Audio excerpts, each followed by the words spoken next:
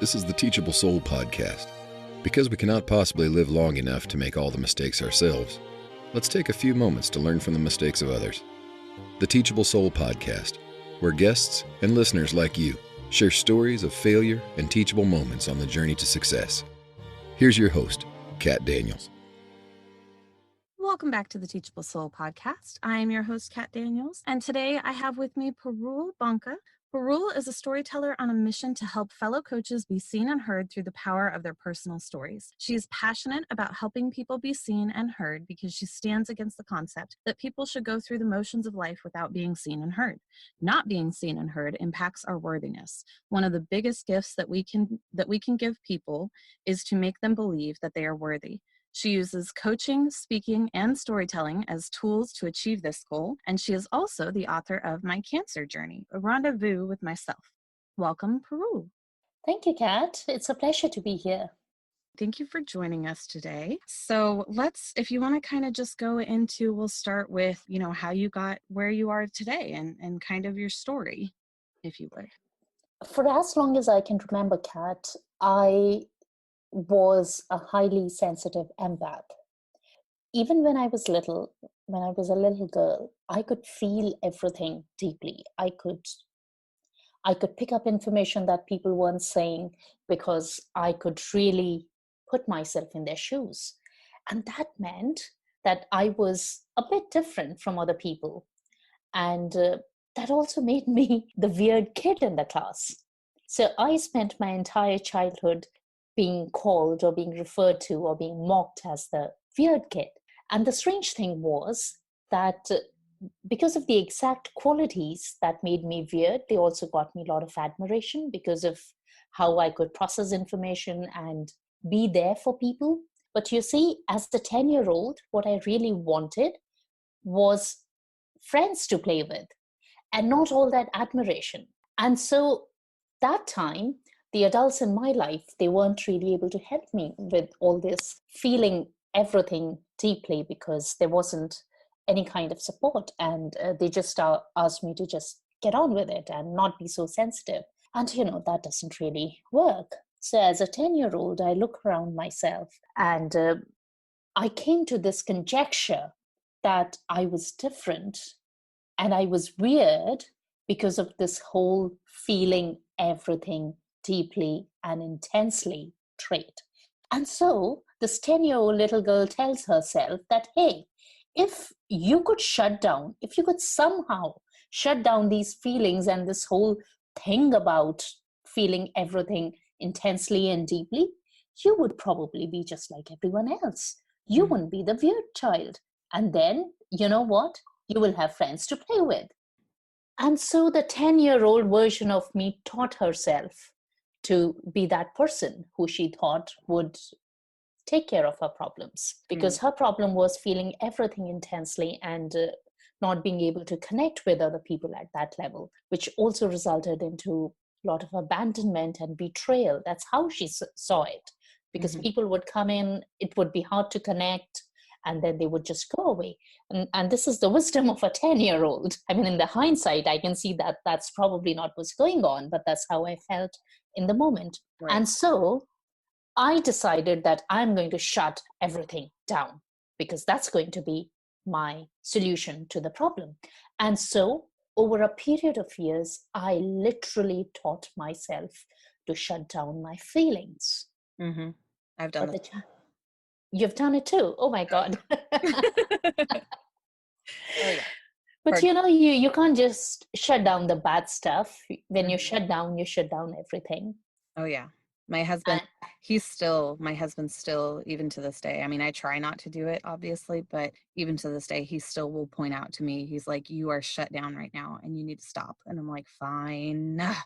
What a blessing to have somebody who supports that. Oh yeah, absolutely. Yeah, I'm really happy for you. Thanks. So in my case, what happened was I taught myself to become this practical, pragmatic person who would look at a problem and she would solve that problem. She would be this amazing crisis manager. And I became that person. Except that while I became this person who I thought would be the person who would have friends and who would fit in and who would be accepted by other people, doing that was so much of struggle because I was literally going against my nature. Mm-hmm. It became an instance of swimming upstream all the time. And you know how we feel when we swim upstream all the time, or when we try to cycle against the wind. Right. All our energy, all our effort goes into just doing the act. And there is really no joy, no energy, no fun left for everything.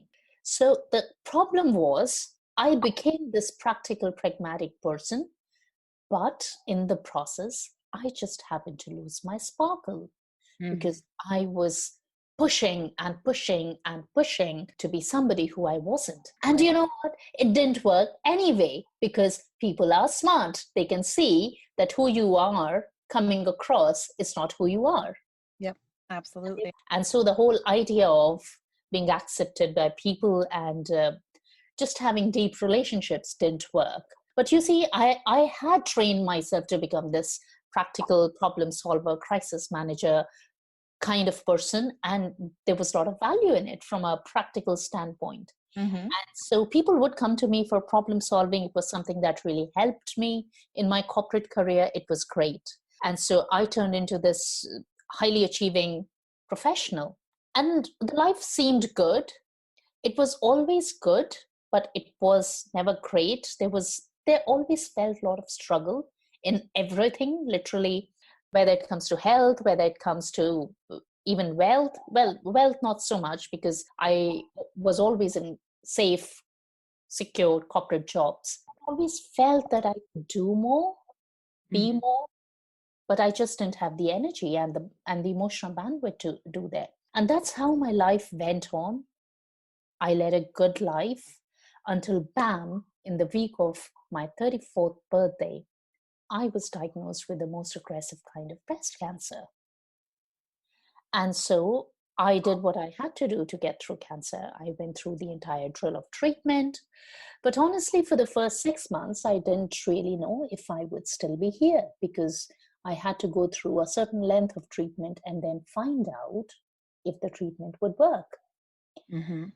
And so during those 6 months, every single day, I made a promise to myself that if I make it to the other side of cancer, I would do everything in my power to live the rest of my life, no matter how long it is or short it is, to the best of my ability, which meant I would live it as joyously and meaningfully as possible. And then guess what? I made it to the other side of cancer. Right. Yay! Yay! Yay! So fun.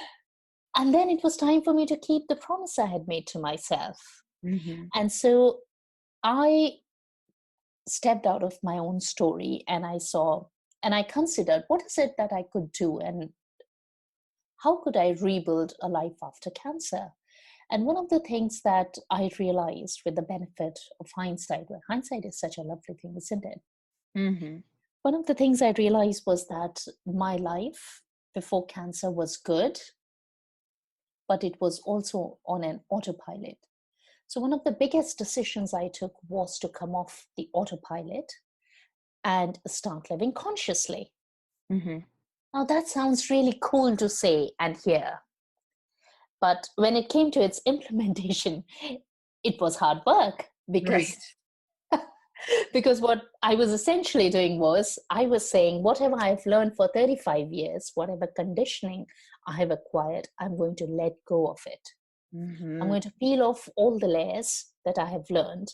I'm going to unlearn things and I'm going to relearn new things. That's what I was doing. And it was challenging. I didn't get it right in the first instance or the second instance, but I Mm-hmm. was making progress. Right.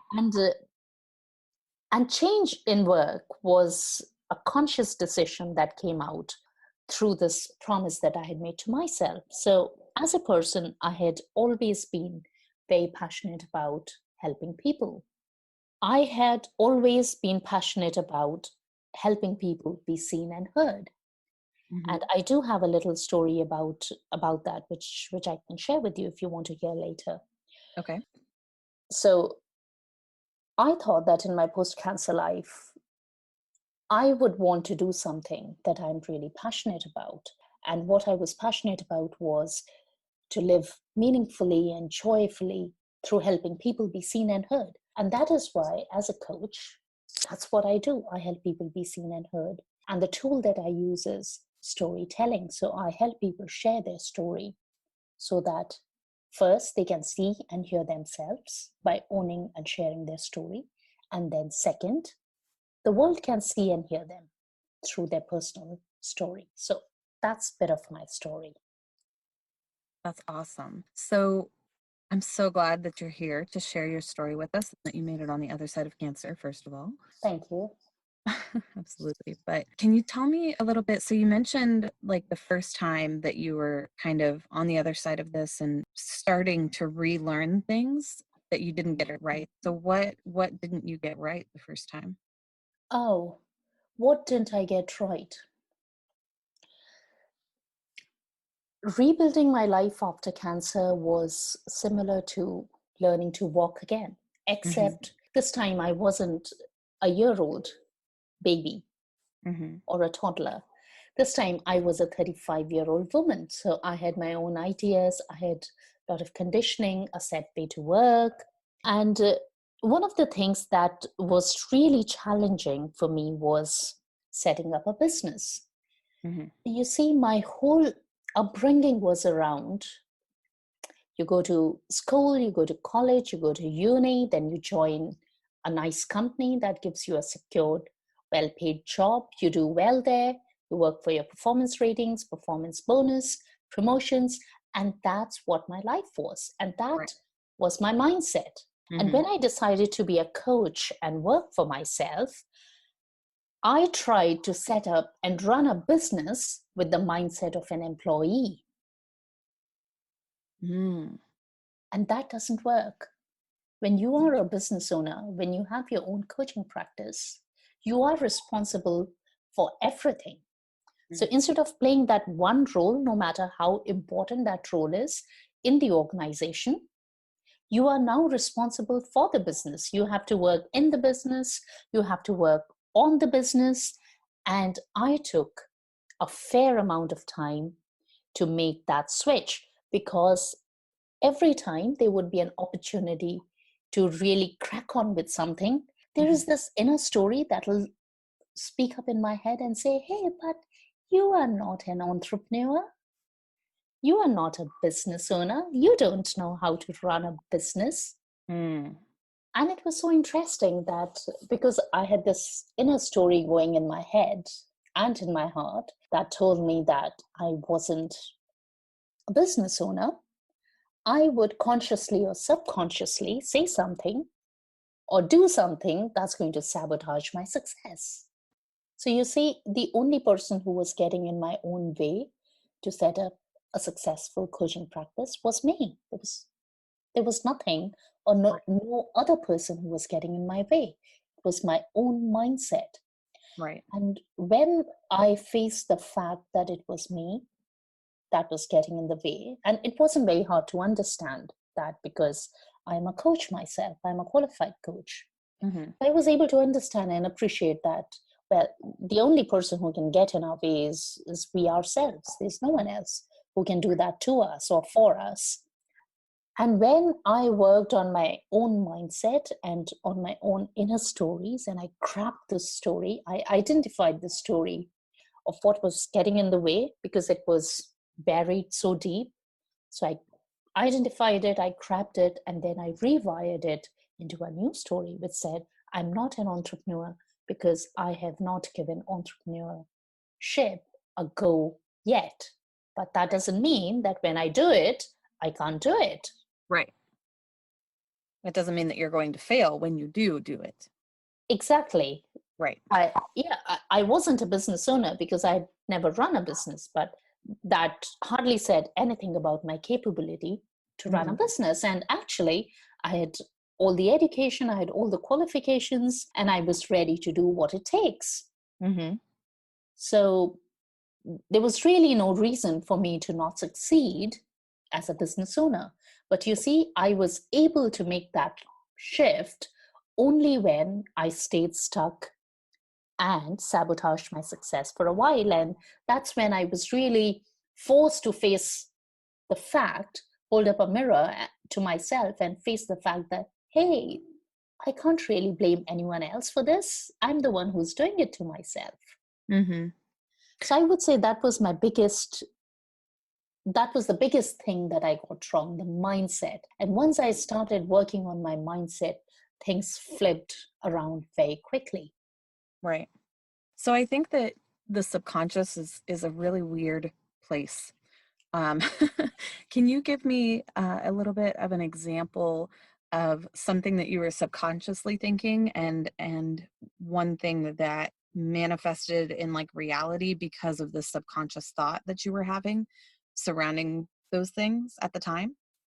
So one of my big fears is fear of failure, because as I said, I have always been passionate about achieving, and that's necessarily not in a comparison sort of way, but really improving my own performance and often competing against myself, Mm-hmm. being a better version of myself. And so fear of failure and fear of not succeeding, they are my big fears. And I knew some of it. It's just that I didn't know how deep these fears went. Right. And that is why every time I had to, let's say, get on a sales conversation, there would be that ickiness, for example, where we would talk about the money. Yes. Or when somebody would push me for a discount. Mm-hmm. And it would just get so uncomfortable saying no to them and saying, well, my dear, how would you want my commitment as your coach to go down by that 20% that you're asking to discount? Yeah. And you see, when you don't come from a confident place, then it is so much harder to convert prospects into clients. And it's a vicious circle, because the whole reason why you become a coach is because you want to help people. But if you don't have the opportunity to work with people, then you aren't really able to help people and create the impact you want to create. Right. And you can't even blame anyone else or hold anyone else responsible for what is happening to you. So that's what was happening. So this fear of failure was deep set for me. I And think it is for a lot of people. yeah. And what really helped me was to invest a lot in my own coaching and work on this constant fear of failure. What is the worst that's going to happen? What is the worst that's going to happen? And through consistent work on myself, I got to a point wherein I would start doing things. And if they worked, great.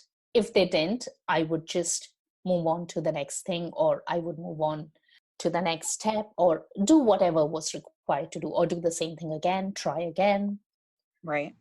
So I would say fear of failure was a big one for me. And because that's the space I was coming from in all my conversations, it just kept showing in my real life. And when I turned it around, my life turned around. Yeah. Which is the work to do all that is hard to do. And that's when I say I think that the subconscious is such a weird place to be, or place in general. It's because I still find it really hard to understand subconsciously some of the things that I know I do. Yeah. But it's kind of hard to wrap your head around, especially starting out, when you're just beginning to really understand that the subconscious actually plays a role in the real world and how it works and why and all those things. Yeah. True. It probably plays a bigger role than the conscious mind. Right. Absolutely. Yeah. So you said that you have a story about helping people be seen and heard. Oh yeah, that story is from my childhood. So I grew up in an environment where I saw people coexisting peacefully. Mm-hmm. I saw that there was a lot of diversity where I grew up, and people coexisted peacefully, but they were necessarily not inclusive. So everybody stayed in their own little nice silo. Mm-hmm. And people were divided based on different demographic factors. So there was the class, the social class, there was the color of the skin, there was the wealth, there was the caste. All these factors came to the religion, all these factors came together to divide people into their silos. Right. And there was something very interesting that I noticed, that based on all these variables that divided people, there was at times an unsaid or a said hierarchy that existed in the society. So there were people who were higher up in the hierarchy, and there were people who were lower down in the hierarchy. Right. And so people who were higher up, through their conditioning, and because that's how things were done, they wouldn't really see and hear people who were lower down in the hierarchy. And people who were lower down in the hierarchy, over a period of generations and generations, and after being told that's where they belonged and that's where their place was, they stopped seeing and hearing themselves. So the interesting thing was, I just call this dynamics interesting. It was literally heartbreaking to see this. So the bigger guy here, the higher person, would say to the lower person or behave in a way that, I don't see you, I don't hear you, I don't value you. And this little person here is saying, oh, yeah, I know my place. You don't have to see me. You don't have to hear me. You don't have to value me. Because guess what? I don't see, hear, or value myself. And so I looked around myself and I saw this happening. Right. And I decided that... Probably because at that time you were still feeling things, I would imagine, very deeply, right? Yeah, yes. So for a lot of people, it could have been just the norm, because that's how things were done. That's what was applicable to everyone. And they were all conditioned that way, right? Yeah, so obviously the adults were conditioned in the ways of the world. And I don't know so much about the kids who were my age, but I remember I was about 10, 11 at that time. And I said to myself, this is not right. I stand against this, because this is absolutely wrong. People not seeing and hearing each other. And obviously I didn't speak the language of not seeing and hearing. So, but it just didn't feel right. People treating other people differently, and people staying small. Even as a child, I could see that, I could feel that. And I said, I'm not going to subscribe to this idea. And so at an individual level, I didn't subscribe to that idea. And I consciously made sure that I not only treated everyone equally to the best of my ability, but I also truly believed that everybody was equal. Right. And so later, when I qualified as a coach and I took up coaching as my full-time work, it was this whole thing about helping people being seen and heard that still came up as a passion for me. Right. And so I said, as a coach, this is what I can really help people with. I can help people be seen and heard by themselves and by others. And I can do that through a mix of coaching, storytelling, and speaking. And so that's my little story about helping people be seen and heard. Yeah, that's really phenomenal. I think that, being divided and believing that we all belong in a certain place and staying in that place because that's what we believe is probably something that's felt worldwide, to at least some extent. Maybe not everywhere, but to at least some extent. I believe that definitely happens. Yeah, I still remember vividly that when I made this decision, there was something that had happened just before that. So I was at home, and my granny used to live with us, and so I was sitting with her in her room, and we had a maid. We used to call them maids, where I grew up, who used to clean our house and do the dishes, help us with household chores.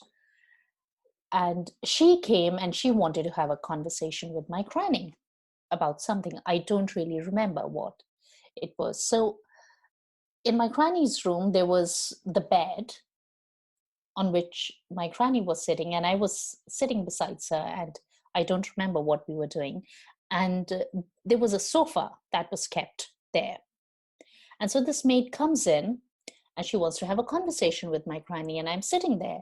And she says to my granny that she wants to talk about something. And this 10-year-old me jumps into the conversation and say, "Oh, why don't you sit down, please? There is a sofa that is not occupied." And there is this awkward silence in the room. Because you see, apparently in that room, I was the only person who didn't understand who belonged where. And my granny was a very smart woman. She didn't say anything. I think she was just curious about what was really going on. But you see, the other lady who I offered to sit down, she knew, as I would say, in her terminology, in her language, she knew her place and she wouldn't sit down. But you see, I didn't get it. So And go ahead. And so I insisted. And there was that awkwardness increased. And then I insisted again, because by now I understood there was something weird going on, something felt weird. And there was this awkwardness that was going on without being said. It was like the pink elephant in the room. And when I insisted again, just to shut up this little child who doesn't know the ways of the world, she sat down, but she didn't sit on the sofa. She sat down on the floor. Wow. And it was such a physical representation of hierarchy. Yeah. People sitting on the bed and somebody sitting on the floor. Well, it's a tropical country where I grew up. Yeah, I was going to ask, where did you grow up? I grew up in India. It's a beautiful country. It's a diverse culture. There are lots of amazing things, but people being divided is something that has never sat well with me. Right. No, I agree. I feel very strongly about like the injustices in the world type thing. And that's Yes. Being divided, I feel, is completely, especially based on silly things like the color of their skin or class or how much money they have or whatever. I'm like, that doesn't deplete who they are as a human. So therefore, like you should. Yeah, I think that's where it started when I said what we talk about, what we learn in school, and what we practice in real life, they're necessarily not the same thing. Well, they are not the same thing. So I've got to make my own decisions, because I just could see that if someone else comes home, if someone visits us, my dad's friends, my mom's friends, our relatives, they would sit on that sofa. Why would this person not sit on the sofa? Why would there be awkwardness about her sitting on the sofa? So there was something going on. Now, somebody could say it's not a big deal. Well, it was a big deal. Oh, yeah.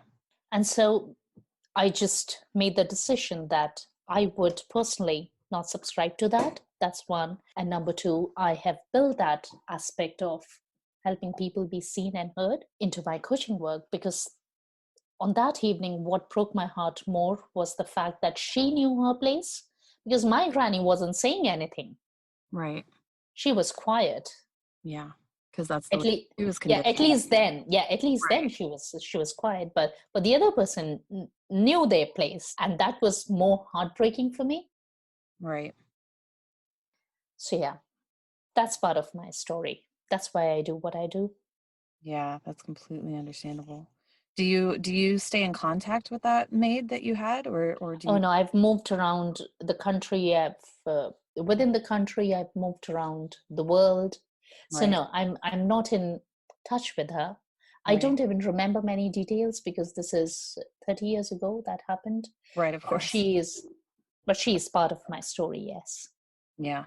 Yeah, that would be awesome if you guys could ever meet again and you could tell her that she impacted you like that, in that way, and that you're helping other people now to realize that they can make their own place in the world, Yes. And they may not be able to change the whole world, but they can change a little corner in their world, which just starts with themselves. Yep, absolutely. Yeah. I love that your whole mission, is about people being seen and heard and storytelling. Because, that's exactly why I started the podcast. Oh, wow. I love I love hearing other people's stories, but I think it's so important for everybody everybody to share their story.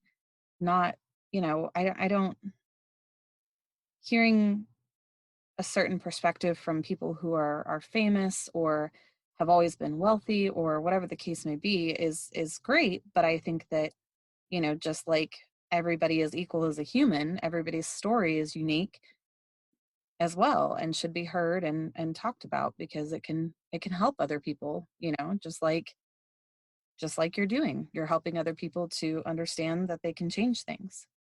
Thank you. Yeah, Yes. that's Yes. great. So do you still feel things now? Like, have you opened yourself back up more to feeling things instead of shutting yourself down? So, Kat, you remember I said talking about unlearning and peeling off the layers of the onion and relearning. So, one of the things that I did was to embrace who I was, which was this highly sensitive empath. And Mm, honestly speaking, as a coach, I don't see it as my vulnerability. I don't see that being highly sensitive or feeling things deeply gets me into trouble or it stops me, because I would say I see it as my superpower. right. Because as a coach, I am able to pick up information. I can obviously listen to the information that somebody shares with me verbally. Hmm. And because I'm able to tap into this information through feeling everything deeply and intensely, I'm always able to pick up information that has not been said. Right. And so the more I do that, the more I go back to the sparkle, the more I own my story, the more I own my sparkle, the more I shine Hmm. where I am. So I think that's a huge message in my story, that when we don't own who we are, Hmm. then it doesn't really work well. So my story is about disowning my story, which seemed like the right thing to do when I was 10-year old, Right. but it was clearly not the right decision to do. And then going through cancer and having that wake up call, facing my own mortality and making conscious changes into my life, and then getting to a place wherein I said, you know what? I'm going to own completely who I am. Right. And so you see, the whole being seen and heard thing, I had to first see and hear myself. Because if I don't see and hear myself, I possibly can't do it for other people. Oh yeah, absolutely. And yeah, so since you said like empath and things like that, Yeah, like I said, I've done this exact same thing. I grew up believing that you live your life a certain way and that's how everybody does it. You go yeah, to school, you go to college, you get your degree, you go to work, and then you live yeah, the rest of your days working until you retire, and then you just live the rest of your days at home, essentially. yeah. That was my life. Yeah, Yeah, yeah, yeah. pretty much. Right. And on top of that, even like spirituality, or just anything that you can't, we live in such an analytical world where anything that you can't feel or touch or see, we either try to explain away, or we equate it to magic, and Yeah, it's just here, like it can't possibly be yeah, type deal. And I think that feeling things so deeply and being completely understanding and listening to your intuition and being completely understanding even more so of your surroundings and people around you and who surrounds you. You're exactly right. I mean, it's a superpower and it should definitely be embraced 120%, because even if you can't explain it, it's definitely something that you can feel and it's there. yeah, yeah. And by embracing who I am and my true nature, I not only gained back the sparkle that I had lost, and that whole feeling of struggle is gone. I've actually come home to myself. Mm. What do you mean? come home to who I am Oh, did it feel, after losing my way. yeah. Did it feel like coming home? Was it like a, Yes, it definitely feels like coming home, being comfortable in my own skin, owning my story, my sensitivity, my traits completely, owning my magic completely. mm-hmm. Yeah, now that you say it that way, I can definitely relate to that. Mm, It's a great feeling. So. yes, it is. Well, that is fantastic. I love what you're doing. I'm super excited about it.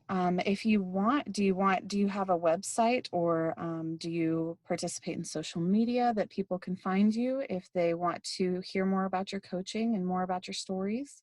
I do have a website. I operate under Caramel Coaching. Caramel as in the caramel that we eat. Mm-hmm. Okay. So that's the name of my company, Mm-hmm. caramelcoaching.com. And I am active on Facebook and LinkedIn. I also have a YouTube channel.